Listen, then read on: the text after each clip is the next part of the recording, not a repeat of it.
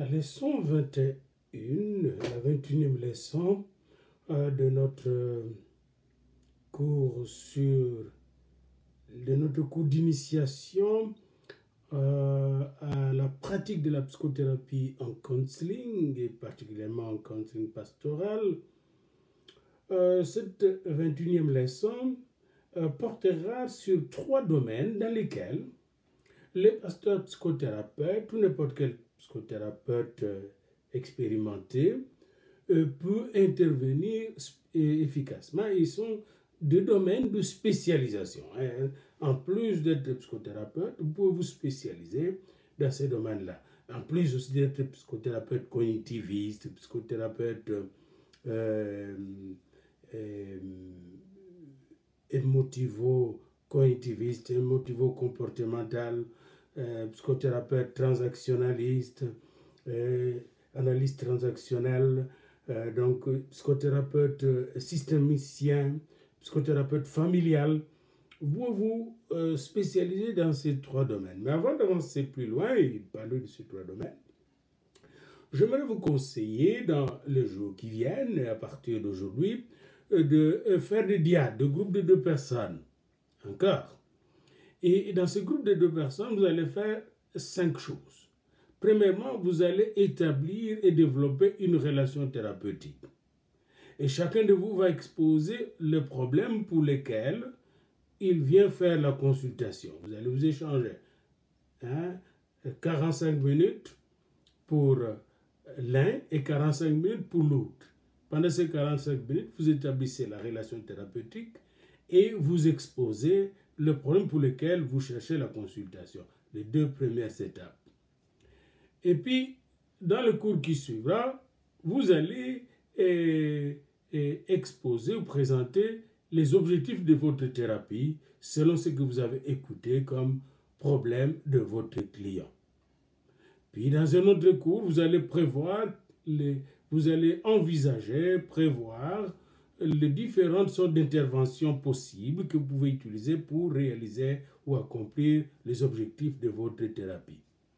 Et enfin, 5e, vous allez arriver, après avoir fait vos interventions, 2 ou 3 interventions, à l'évaluation de ces interventions et aussi à l'appréciation de l'efficacité de ce que vous avez fait et en même temps envisager la possibilité de la fin de cette thérapie et comment vous allez, n'est-ce pas, arriver à terminer cette thérapie ou à référer la personne à une autre personne spécialisée dans le domaine concernant sa souffrance ou sa détresse. Voilà, on revient maintenant à notre 21e leçon et notre 21e leçon porte donc sur 3 domaines dans lesquels un psychothérapeute peut se spécialiser. On commence par le premier domaine, c'est le domaine de counseling des crises. C'est un domaine très important parce que nous vivons des crises dans nos vies, dans des familles il y a des crises, dans des communautés il y a des crises, dans des écoles il y a des crises, dans l'armée il y a des crises. Et comment aider, accompagner les gens qui sont en crise. Alors, ça c'est le premier domaine. Le deuxième domaine serait le domaine de la consultation. Comment devenir un consultant vis-à-vis ou auprès de pairs, de gens et de collègues qui pratiquent le counseling et des pasteurs. Comment être un consultant auprès de thérapeutes. Comment être un consultant auprès de thérapeutes avec leurs clients. Leurs clients qui peuvent être individuels, des individus ou de groupes. Alors, comment faire la consultation? Nous allons voir ça. Et troisièmement, un autre domaine, c'est le domaine de la supervision. Comment superviser un autre counselor, un autre thérapeute, et comment superviser un étudiant qui se forme, qui se prépare à devenir un thérapeute. Voilà les 3 domaines dans lesquels vous pouvez vous spécialiser. D'abord, le counseling de crise. C'est une forme assez particulière de counseling. Et il diffère un peu de counseling normal. Il s'agit de personnes ou de familles qui sont en crise, qui traversent une situation difficile, hein, et qui sont comme démunis, hein, qui n'ont pas de moyens pour faire face à la crise. Alors, il faut bien considérer les conditions d'une crise. D'après James et Gilliland, hein, dans leur publication 2001, et les crises varient et les définitions de crise aussi varient. La crise, c'est une perception ou une expérience d'un événement ou d'une situation intolérable. C'est une crise, c'est une perception ou une expérience d'un événement ou une situation difficile, intolérable, qui excède les ressources, qui dépassent les ressources de la personne. Donc la personne se trouve devant un événement ou dans une situation difficile, intolérable. Et cette situation le dépasse. Voilà, il est dépassé, elle est dépassée par la situation. Ça peut être le groupe qui se trouve devant une situation intolérable. Alors cette difficulté intolérable dépasse les capacités de la personne, ses capacités d'action et de réaction, hein, d'adaptation ou de réadaptation.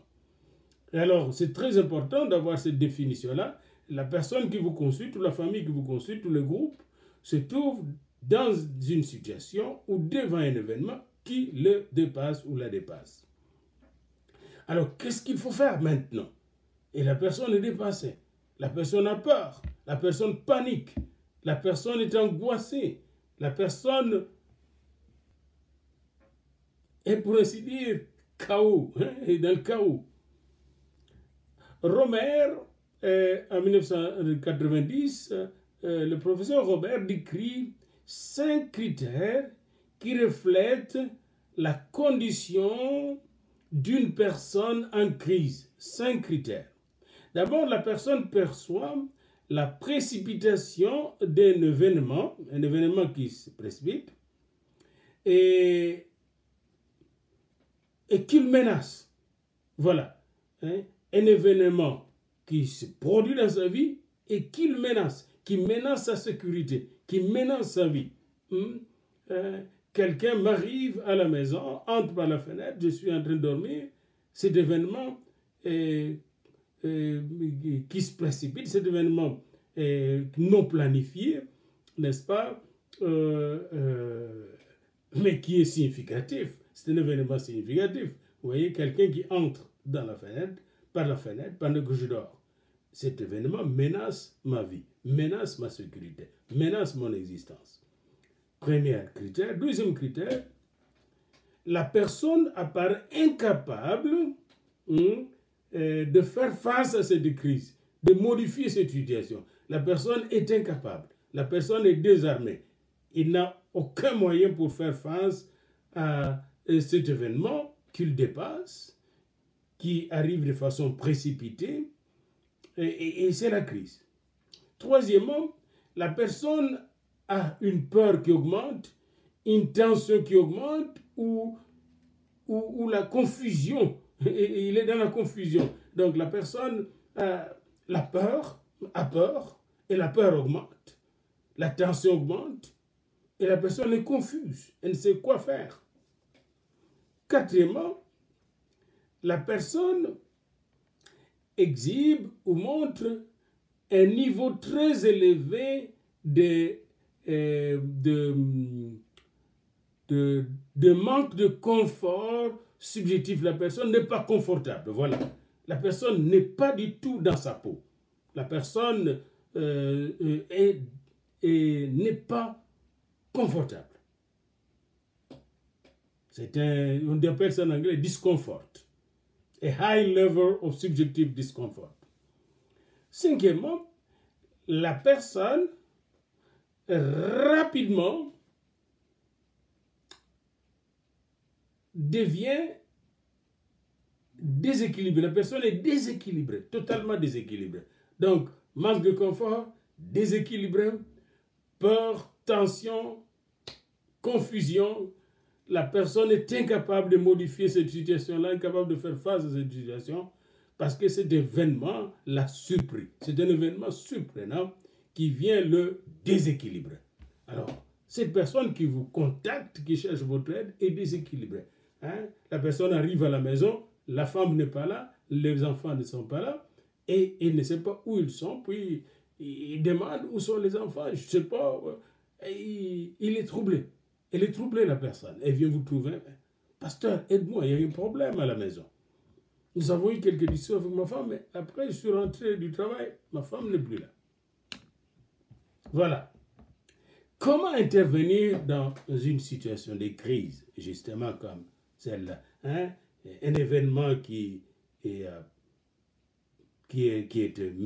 menaçant, la personne est incapable de faire face à cet événement, de gérer cette situation. La personne a peur, est tendue, est confuse même. La personne est inconfortable. La personne est totalement déséquilibrée. Que faire pour ramener la personne à l'équilibre? Il y a des modèles d'intervention des crises et je vous propose, comme Eric Liedman nous les a proposés en 1944. Il y a ce qu'il appelle, Eric Liedman, l'intervention clinique des crises. Et là, lui, il a étudié en 1942 cette intervention dans un incendie qui se produit dans une ville qu'on appelle Coconut Grove Night Club à Boston au mois de novembre, le 28 novembre 1942. Et dans cet incendie, 493 personnes avaient péri. Et Liedman a examiné les réactions de gens qui étaient éprouvés par cette situation. C'est les gens qui avaient des liens avec les 493 personnes qui étaient mortes, victimes de cet incendie. Et il a conclu que les familles qui avaient survécu à cette souffrance, les familles qui avaient souffert, n'est-ce pas, la disparition de leurs membres, avaient besoin d'aide. Et cette intervention devait être faite par les membres du clergé, par des pasteurs. Et d'autres gens qui prennent soin des gens de la communauté, mais surtout des pasteurs. Dans une intervention de crise, même celle qui a eu lieu après, n'est-ce pas, la destruction de 2 tours jumelles de New York, eh bien, les pasteurs ont eu beaucoup à faire. Et les églises étaient pleines pendant ces moments-là. Donc, une telle intervention de crise amène les gens à l'essentiel, ramène les gens à leur croyance fondamentale. Et ils ont besoin de pasteurs, des aides spirituelles qui les accompagnent. Les interventions de crise contemporaines sont de 3 modèles, disons 3 modèles d'intervention de crise contemporaine. Le premier modèle, c'est ce qu'on appelle les modèles d'équilibrage. En anglais, on l'appelle equilibrium model. Equilibrium model. Le modèle d'équilibrage. Ce modèle qui a été inventé par Robert et Liedman consiste à ramener la personne à l'équilibre qu'elle a perdu. Et cet équilibre perdu, on le ramène par des modèles thérapeutiques assez intéressants. Un peu comme le prophète Élie, qui avait perdu son équilibre existentiel quand il a appris que Jézabel voulait sa peau, voulait le tuer. Vous voyez, vous pouvez aller dans le livre des rois et nous verrons ensemble comment on l'a ramené à l'équilibre par Dieu. Et là, vous voyez, Dieu agit en meilleur thérapeute. Comment il l'a amené à l'équilibre. Vous allez dans le livre des rois et vous trouverez comment Élie était ramené à l'équilibre par Dieu lui-même. C'est très important de le voir dans les livres de rois. Je vous conseille de lire le livre de rois à partir du chapitre 17, chapitre 18, n'est-ce pas, et chapitre 19. Et là, vous allez voir comment Élie a souffert et comment il a retrouvé l'équilibre au chapitre 19 lorsque Dieu est venu le trouver alors qu'il s'est caché dans une caverne, n'est-ce pas, au chapitre 19. Élie voyait cela se lever, s'en alla pour sauver sa vie. Et il arriva à Beersheba qui appartient à Juda et il y laissa son serviteur. Pour lui, il allait dans le désert où, après une journée de marche, il s'assit sous un genêt et demanda la mort en disant « C'est assez maintenant, Éternel, prends mon âme, car je ne suis pas meilleur, le meilleur de mes pères, meilleur que mes pères. » Il se couchait, s'endormit sous un genêt, et voici un ange le toucha et lui dit « Lève-toi et mange. » La première chose que Dieu fait, il lui donne à manger. Et il regarda et il avait à son chevet un gâteau cuit sur des pierres chauffées et une cruche d'eau. Il mangea et but, puis se recoucha. L'ange de l'Éternel vint une seconde fois, le toucha et dit, « Lève-toi, mange, car le chemin est trop long pour toi. » Et il s'éleva, mangea et but, et avec la force qu'il lui donna cette nourriture, c'était une nourriture spéciale, et probablement qu'il y avait des ingrédients dans cette nourriture pour lui donner non seulement la force, mais aussi équilibrer chimiquement son cerveau pour le guérir de la dépression. Et il marcha 40 jours et 40 nuits jusqu'à la montagne de Dieu. On sait que la marche aussi guérit beaucoup de maladies au niveau mental, entre autres la dépression. Et il arriva au Horeb, et là il entra dans la caverne, et il y passa la nuit, et voici la parole de Dieu lui fut adressée en ces mots, « Que fais-tu ici ?» Et il répond, « J'ai déployé mon zèle pour l'Éternel, le Dieu des armées, car les enfants d'Israël ont abandonné son alliance, et ils ont renversé tes autels, et ils ont tué par l'épée tes prophètes. Je suis resté moi seul, et ils cherchent à monter la vie. » Et regardez l'Éternel, qu'est-ce qu'il fait? L'Éternel dit, sors et tiens-toi dans la montagne devant l'Éternel. Et voici l'Éternel passant. Puis là, il y avait un vent violent, mais l'Éternel n'était pas dans le vent.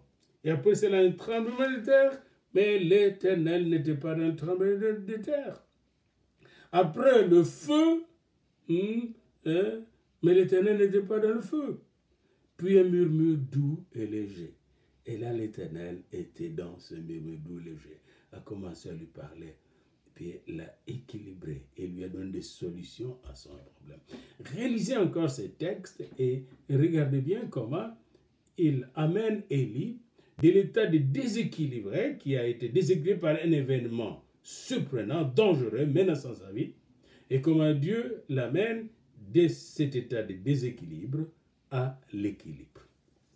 L'autre modèle, c'est le modèle qu'on appelle cognitif. Vous avez étudié les modèles cognitifs.